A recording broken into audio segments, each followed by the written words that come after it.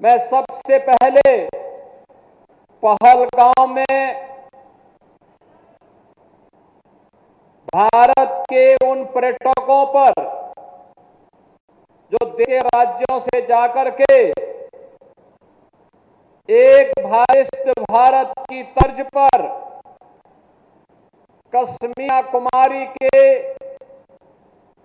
प्रधानमंत्री मोदी जी के अभियान के कर कार्य कर रहे थे, कायराना आतंक हमले की निंदा करते हुए उत्तर प्रदेशियों की ओर से उन सभी परिवारजनों जिन्होंने अपने परिवार के सदस्यों को खोया है, उनके प्रति संवेदना व्यक्त करते हुए दिवंगत आत्माओं को श्रद्धांजलि अर्पित करता हूं। बहनों और भाइयों, सभ्य समाज में आतंकवाद के लिए कोई जगह नहीं, अराजकता के लिए कोई जगह नहीं हो सकती। भारत सरकार की सुरक्षा, सेवा और सुरक्षा जो मॉडल है वह विकास पर आधारित है, गरीब कल्याण पर आधारित है और सबकी सुरक्षा पर आधारित है। लेकिन अगर कोई में सेंध लगाने का दुस्साहस करेगा तो उसके लिए जीरो की नीति के तहत उसको जिस समझेगा उस भाषा में उसका जवाब देने के लिए आज तैयार है। प्रधानमंत्री जी के नेतृत्व में ये नया भारत किसी को छेड़ता नहीं, लेकिन ये छेड़ा है तब उसको छोड़ेगा भी नहीं, छोड़ेगा भी नहीं। भाइयों, आज इसी जीरो टॉलरेंस की नीति के तहत उत्तर प्रदेश के अंदर प्रधानमंत्री मोदी जी के मार्गदर्शन में हम लोगों ने उत्तर प्रदेश को माफिया मुक्त किया, अराजकता से, दंगों से मुक्त किया, विकास प्रक्रिया में तेजी के साथ उभरते हुए एक राज्य के रूप में स्थापित करते हुए देश की अग्रणी अर्थ रूप में ला करके खड़ा कर दिया है। अब उत्तर प्रदेश वालों के सामने पहचान का संकट नहीं है। अब उत्तर प्रदेश देश के अंदर आधुनिक इंफ्रास्ट्रक्चर है, हाईवे है, वर्ल्ड क्लास हाईवे, एक्सवे का अपना संजाल है, रेलवे का बेहतरीन नेटवर्क, देश की पहली इनलैंड वाटरवे और की पहली रैपिड रेल, यह भी उत्तर प्रदेश के अंदर है। सर्वाधिक शहरों में मेट्रो का संचालन उत्तर अंदर हो रहा है। चाहे वह बाकी समस्या हो या बीमारी की स्थायी समाज का समाधान, आज नए भारत का नया उत्तर प्रदेश समस्याओं का समाधान बखूबी करने के लिए आगे बढ़ा है। और उसी क्रम में मैं गत वर्ष यहां आया था। मुझे उस समय दुख हो रहा था जब मैं बलिया क्षेत्र में, निगासन क्षेत्र में समस्या से जूझते हुए लोगों को देख रहा था।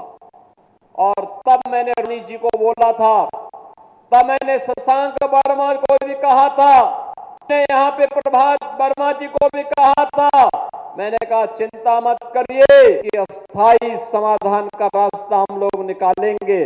और आज मुझे प्रसन्नता कि इन जनप्रतिनिधियों के सहयोग से जल संकट, शारदा नदी में बाढ़ की समस्या का स्थायी समस्या चैनलाइज करने जा रहा है। किसान का खेत आएगा, खेत भी बचेगा, बाढ़ से बस्ती भी बचेगी।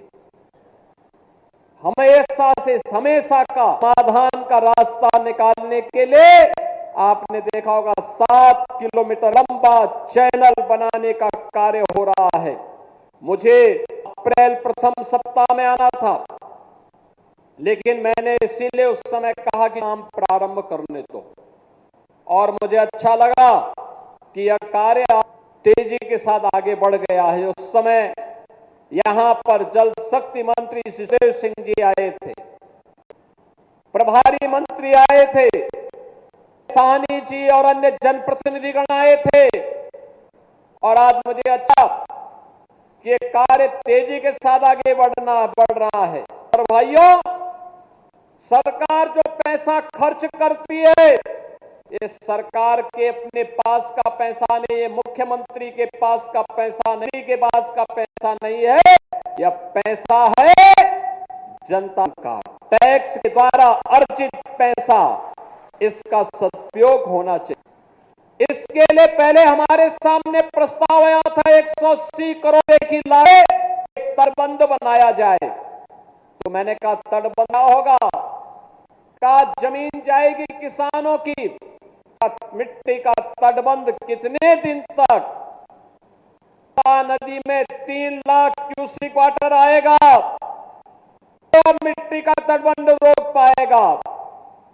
ये समस्या का समाधान, नदी को चैनलाइज करिए, ड्रेजर मंगाइए, एक साल को चलने का रास्ता दीजिए, बाढ़ की समस्या का समाधान होगा। और मुझे अच्छा लगा कि काम अब प्रारंभ हो चुका है। अब मैंने कह दिया है 180 करोड़ रुपए का काम अगर मात्र बोर्ड में हो सकता है तो इस कार्य को हर हाल में 10 जून तक कम कीजिए। उसके बाद जब मानसून आएगी तो मानसून में पानी और निकासन की तरफ या लखीमपुर खीरी की तरफ नहीं जाएगा, ये पानी से बहते हुए आगे घाघरा नदी में, जब सरयू जी में, जब शारदा नदी में मिलती है, आगे बढ़ते हुए कारवां आगे बढ़ जाएगा। बहनों और भाइयों, 3-3.25 लाख क्यूसेक वाटर बरसात में साल में आता है, लेकिन चैनलाइज रखेंगे, वो बिखरेगा नहीं, छितरेगा नहीं, अपने रास्ते पे आगे बढ़ जाएगा। किसान की फसल भी बचेगी, उसकी खेती भी बचेगी, उसका घर भी बचेगा, और वह स्वयं भी सुरक्षित होगा जल जमाव से। बाड़ी के साथ साथ पशुधन भी बचेगा, और बाढ़, जन और धन की होने वाली हानि, चाहे वह किसान का, चाहे वह सरकार का हो, इसकी भी बचत होगी। और उसी करने की योजना आज हम सब यहां पर लेकर के आए हैं। बहनों, आज लखीमपुर विकास की नई ऊंचाइयों को प्राप्त, मुझे प्रसन्नता है कि अब तो लखीमपुर मेडिकल कॉलेज का निर्माण भी हो गया है। मेडिकल कॉलेज लखीमपुर की सोचता था, आज से 7 साल पहले सपना था, आज ये हाथ है। आज हम जा रहे हैं, अभी नदी के ड्रेजिंग के कार्य को भी देखेंगे, जिसके बारे में रोमी जी कह रहे थे।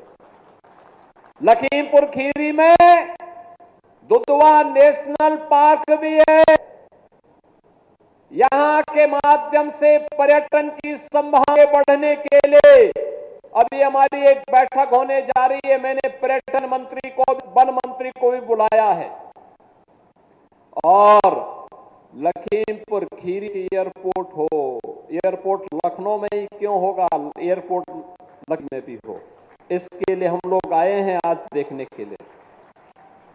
लखीमपुर में यह भी काम होगा, और इसके लिए हमने पैसा भी दिया है, लेकिन एयरपोर्ट सोहेली नदी से और अन्य प्लावन की स्थिति से बचे, आज उन कार्यों का भी हम लेने के लिए यहां पर आए हैं।